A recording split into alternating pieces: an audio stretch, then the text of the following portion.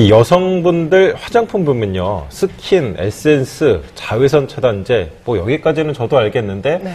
그걸 넘어가면 남자들은요, 이 당체 뭐가 뭔지 알 수 없을 정도로 종류도 많고 양도 많죠. 이렇게 매일같이 바르는 많은 화장품 속에 오히려 피부를 상하게 할 수 있는 성분이 있다는 주장이 제기돼서 논란이 되고 있는데요. 네, 바로 화장품이 상하지 않도록 하는 보존제 파라벤 얘기입니다. 이름은 좀 낯선데요. 많이 쓰이고 있는 물질이라고 하는데요. 이게 심지어 베이비 로션에도 들어가는 경우가 있다고 하네요. 그러다 보니까 한 소비자 단체에선 파라벤 허가 수치를 낮춰달라고 당국에 요청하기도 했는데요. 김기훈 기자, 네. 이 파라벤이 도대체 어떤 물질이기에 이렇게 논란이 되는 거죠? 네, 파라벤은 화장품의 부패를 막기 위한 방부제인데요. 하지만 이 파라벤이 여성 호르몬과 유사한 구조를 갖고 있어 인체에 흡수되면 호르몬계를 교란시켜 암을 유발할 수 있다는 연구 결과가 나와 충격을 주고 있는데요. 이렇다 보니 아예 천연 화장품을 만들어 사용하는 주부들도 있다고 합니다. 화장품의 안전한 유통을 위해 사용한다는 파라벤, 그 논란의 현장을 취재했습니다. 아름다워지기 위해 그리고 젊어 보이기 위해 매일같이 바르는 화장품. 기능도 종류도 다양한 수많은 화장품들이 여성 고객들을 사로잡고 있는데요. 그런데 거의 대부분의 화장품 속에는 방부제 일종인 파라벤이 있다고 합니다. 최근 논란이 되고 있는 파라벤, 시민들은 얼마나 알고 있을까요? 혹시 파라벤이라고 들어보셨어요? 텔레비전에서 들어서 이름만 알고 있는데 정확히 어떤 건지 모르겠어요. 모르겠었죠, 당연히. 피부가 다 사가질 것 아니에요. 방부제가 들어있으면. 화장품 성분 표시제 때문에 깨알같이 적혀있는 성분들, 그 안에서 파라벤 성분을 쉽게 확인할 수 있었는데요. 많게는 한 제품에 3종류 이상의 파라벤이 들어있기도 했습니다. 대체 이 파라벤의 정체는 무엇일까요?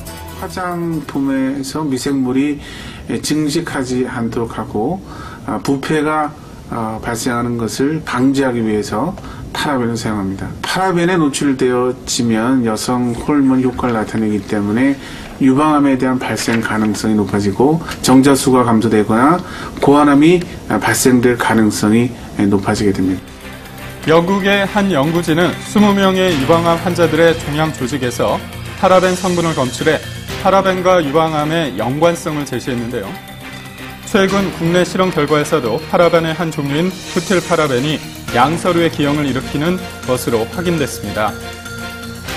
이런 유해성 때문에 유럽의 파라벤 함량 최고 기준은 0.19% 이하.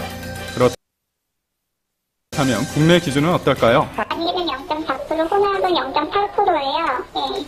그렇게 기준이 정해져 있어요. 구체적으로 저희가 이제 제품마다 파라벤 성분 들어가는 그 양이 조금씩 차이가 있거든요. 이제 통상적으로 이제 법적으로는 피부에 안전하다고 보는 그 기준치가 파라벤 성분 0.8 이하로 들어가 있으면 이제 피부에 좀 안전하다고 되어 있는데 저희는 그것보다는 좀 그 이하로 이제 파라벤 성분이 들어있다고 하고요.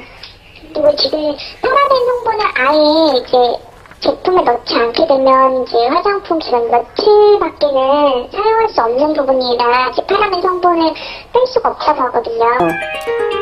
한 번에 평균 4-5가지 종류씩 수십 년을 쓰게 되는 화장품, 과연 안전할까요? 파라벤이라고 화합물질 자체가 보면 몸속에 들어왔을 때 몸에 이제 축적되는 비율을 고려해서 0.48%를 정한 건데 여러 제품을 통해서 파라벤이 있는 제품을 사용하게 되면 몸에 더 축적되는 거니까 독성지가 높아지더라 하는 거가 기존에 이제 실험 데이터를 가지고 끄집어낸 부분이거든요. 대부분의 화장품에 함유되어 있다는 파라벤. 그렇다고 화장품을 안 쓸 수도 없는 상황인데요. 화장품을 쓸 때 자주 부작용을 겪는다는 한 여성을 만나봤습니다. 근 10년 동안 화장품 사용하면서 좀 많이 트러블 같은 것도 많이 생기고 피부과를 가든지 아니면 용하다는 한의원 가서 약도 먹어보고요. 연고도 많이 발라보고 했는데 그래도 항상 고민인 게 화장품 뭐 바꿀 때마다 아니면 새로운 걸 사용할 때마다 고민이었거든요. 앞으로도 계속 그런 화장품 고민을 해야 될지가 참 걱정입니다.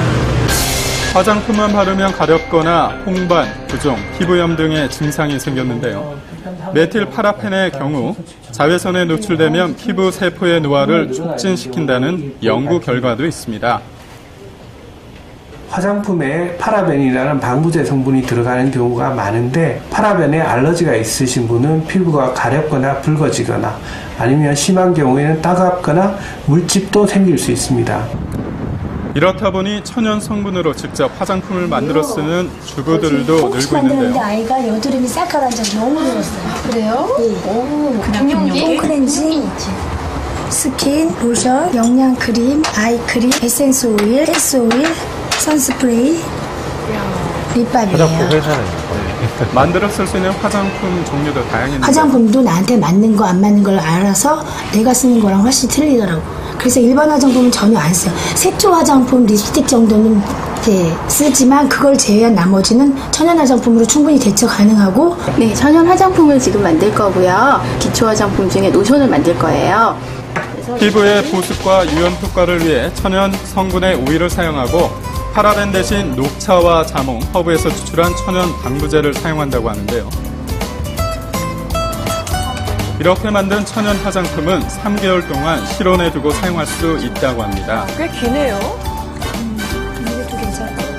내 피부 타입에 맞는 성분을 사용하기 때문에 내 피부에 딱 맞는 화장품을 만들 수가 있고, 그럼으로 인해서 피부 트러블이라든지 어떤 기성 화장품에 있는 내 피부에 안 맞는 물질들을 배제하기 때문에 내 피부 건강을 지켜줄 수 있습니다. 아름다워지기 위해 바르는 화장품, 하지만 건강을 위한다면 꼼꼼히 따져보고 선택하는 습관이 무엇보다 필요해 보입니다.